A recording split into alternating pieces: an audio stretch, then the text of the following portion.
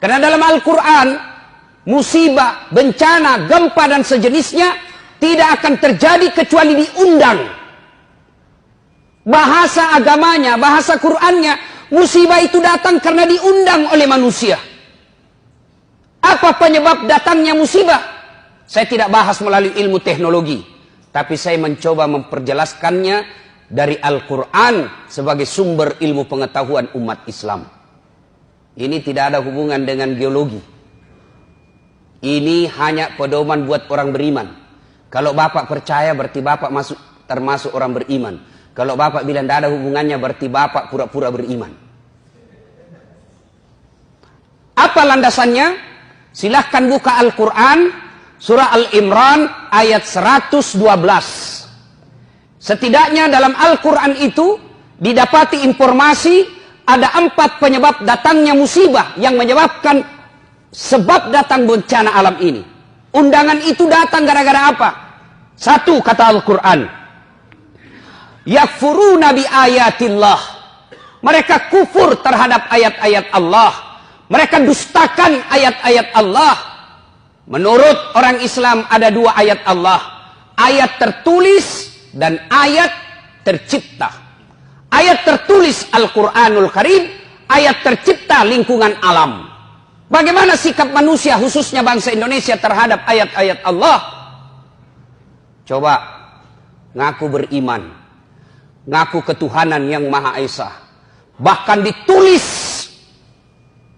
dideklarasikan dalam Undang-Undang Dasar Republik Indonesia, konstitusi kita mengakui dengan rahmat Allah yang Maha Kuasa. Atas berkat rahmat Allah kita merdeka. Tapi apa kelakuan bangsa Indonesia? Azan, pembacaan ayat suci di Quran dianggap mengganggu. Coba Al-Quran, katanya kita umat beragama, katanya kita percaya kepada Tuhan yang Maha Esa. Kok bisa-bisanya pengajian mengganggumu? Kok bisa-bisanya suara azan membuat kau risih? Gimana Allah tidak marah? Hasilnya bilang, kan ditahu itu jadwal. Namanya juga, jangan terlalu keras. Ya namanya panggilan pasti dikeras. Allahu Akbar, Allahu Akbar. Ya namanya panggilan pasti dikeraskan.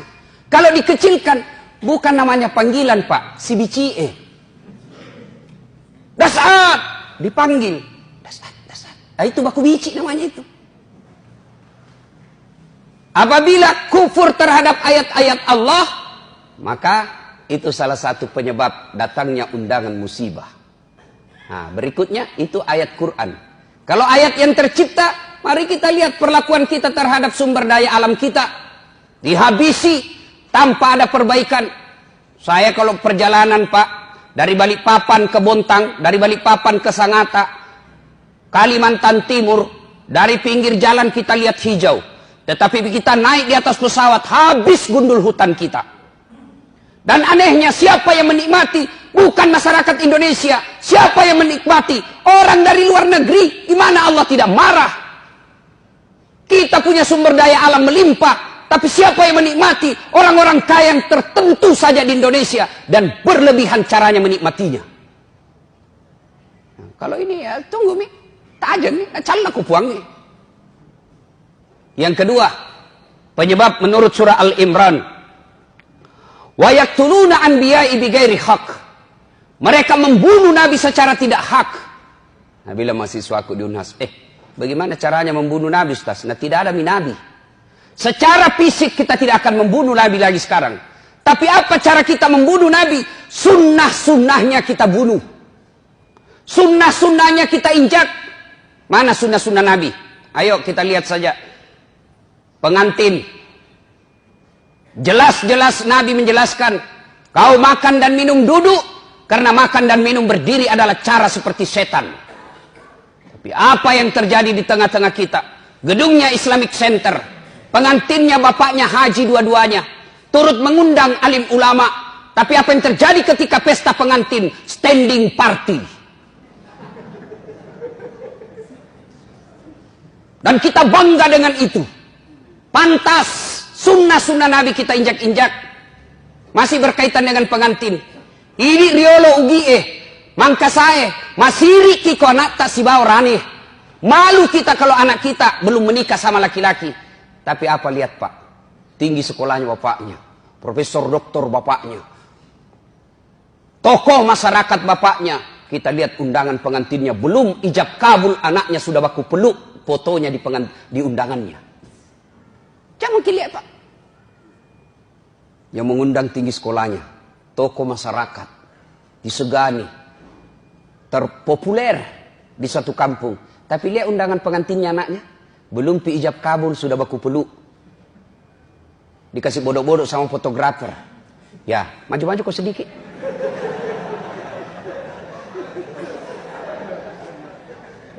Kita injak-injak sunnah Nabi.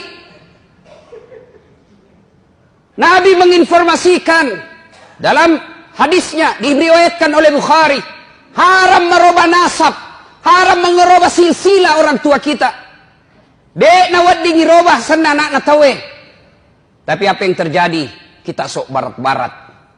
Sudah menikah, istri tak langsung siapa namanya di belakangnya, istri tak suaminya. Siapa ngajar gitu? Nabi sudah jelas, tidak boleh kau robah namanya bapaknya istrimu di belakang. Contoh konkret. Nama istri Naurah Siddiqiyah. Nasrun, nama bapaknya. Begitu setelah menikah suaminya Das'at Latif, berubah namanya. Naurah Siddiqiyah Das'at Latif. Padahal tidak boleh. Kenapa? Naurah Siddiqiyah bukan anak saya, tapi istri saya. Coba, Matandre itu sikolana. Tinggi jabatannya. Tapi begitu sudah menikah, namanya istrinya naganti. Apa pernah kita dengar Rasulullah mengganti nama istrinya Khadijah Muhammad? Tidak. Khadijah tetap disebut Khadijah binti Khuwailid. Aisyah binti Abu Bakar Siddiq. Sunnah-sunnah Nabi kita injak-injak. Kalau ada yang tidak melaksanakan sunnah, atau ada orang yang melaksanakan sunnah, kita anggap kampungan.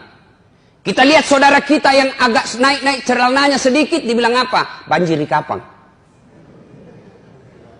Ada saudara kita memelihara jenggotnya karena cintanya kepada sunnah, apa dia bilang? Dedek lewat-lewat naso alim. Apabila sunnah-sunnah Nabi kita injak-injak, tunggu azab Allah akan datang. Wa yaqtuluna anbiya'i bighairi haq. Yang ketiga, yang akan menyebabkan turunnya bencana alam.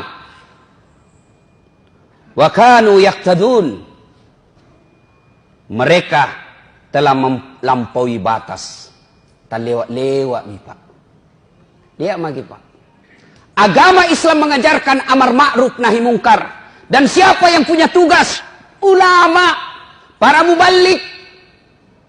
Tapi bagaimana kelakuan kita terhadap ulama? Bagaimana kelakuan kita kepada mereka yang melaksanakan amar ma'ruf?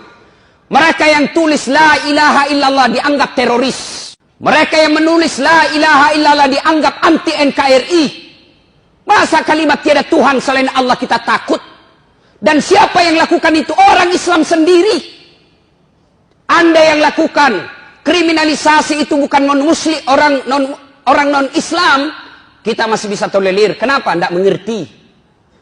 Islam sendiri, solatnya selalu mengucapkan la ilaha illallah, tapi takut dengan kalimat Allah, takut kalimat tauhid. Gimana caranya?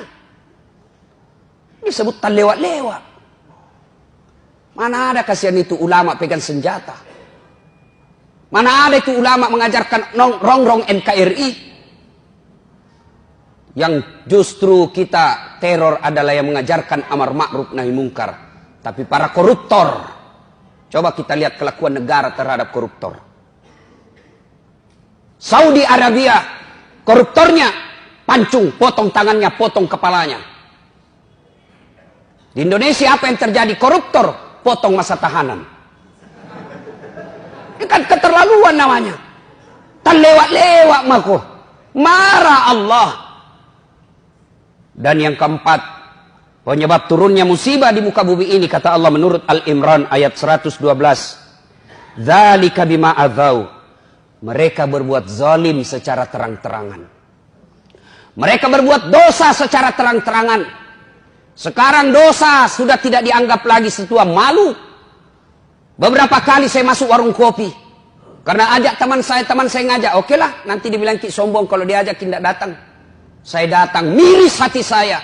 Kok ada Bugis Makassar, budaya kita siri, budaya kita Matandre siri. Kok ada perempuan tidak malu-malunya merokok di depan umum. Yang membuat saya miris, merokok di depan umum karena dia pakai jilbab. Dan itu kita anggap biasa. Kita sudah terlewat-lewat. Kita orang Bugis Makassar, makundraye, ipaka lebih. Makundraye, Matandre onronna. Tapi kok bisa-bisanya pakai jilbab dengan rapi di depan laki-laki, orang banyak meliriknya, dia santai dan merasa tidak malu merokok di depan umum pakai jilbab. Ini yang disebut zalika bima azau. Mereka berbuat zalim secara terang-terangan. Belum lagi pembuat dosa. Dosa zina secara terang-terangan. Mereka secara terang-terangan membuat komunitas. Tidak malu dideklarasikan dirinya. Riolo makadete oma siri-siri kok mapigau salah. Sekarang apa dia bilang? Biasa nih.